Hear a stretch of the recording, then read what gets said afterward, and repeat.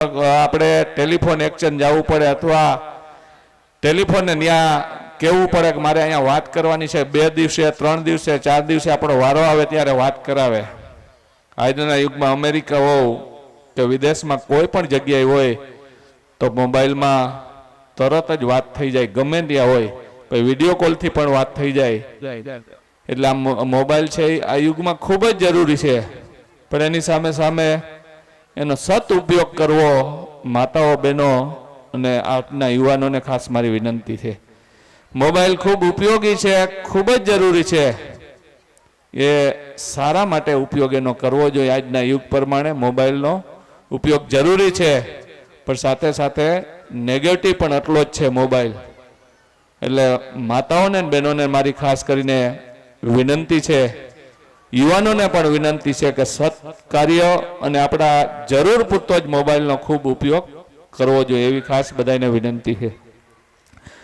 રાજપૂત સમાજ જે બાપુએ વાત કરી કે આપણે બાપુ આજે પણ લોકો શું કરવા એમ કહે છે, નાનો બાળક હોય ઘોડિયામાં હોય તો પણ એને બાપુ કહે, અને નાના દીકરી પણ ઘોડિયામાં હોય તો એને આજે દરેક સમાજ બા કહે છે. એ કાયમી માટે જળવાઈ રહે એવી માતાજીને આપણે પ્રાર્થના કરીએ.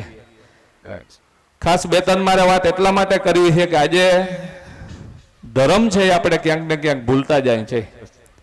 એ માતાઓની ફરજ છે. ખાસ કરીને કોમ્પ્યુટર યુગ છે, 21મી સદી છે, દુનિયા ખૂબ આગળ ચાલે છે. 2 વસ્તુ માટે તમે ને હું બધા આપણે દોટ મેલીએ છીએ કે આપણે બાળકને ભણાવવા અને પૈસા કમાવવા એ જીવનમાં ખૂબ જ જરૂરી છે.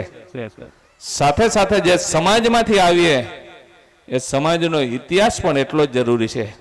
50%થી વધારે ગોત્રની પણ આપણે ખબર નથી હોતી કે આપણું ગોત્ર કયું છે. પૂજામાં બેસીએ ત્યારે ગોત્ર ફરજિયાત બ્રાહ્મણ બોલાવતા હોય છે. એ ગોત્ર આપણે કઈ સમાજમાંથી આવીએ એ ગોત્ર ઉપરથી ખ્યાલ આવી જાય. ગોત્ર બાળકને શીખવાડવું નાનપણથી, આપણે કઈ સમાજમાંથી આવીએ, રાજપૂતના દીકરા હોય કે દીકરી હોય, એ ઇતિહાસ જાળવવો એ માતાઓની ખાસ કરીને ફરજ છે. 5 મિનિટ તમારા બાળકને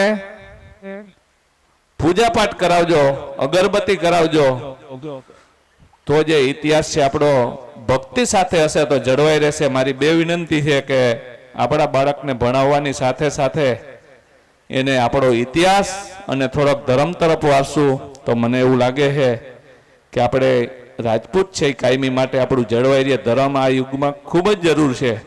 પહેલાનો યુગ હતો, હજારો વર્ષ તપ કરતા ત્યારે ભગવાન મળતા હતા, ત્યારે 10% પણ ભક્તિ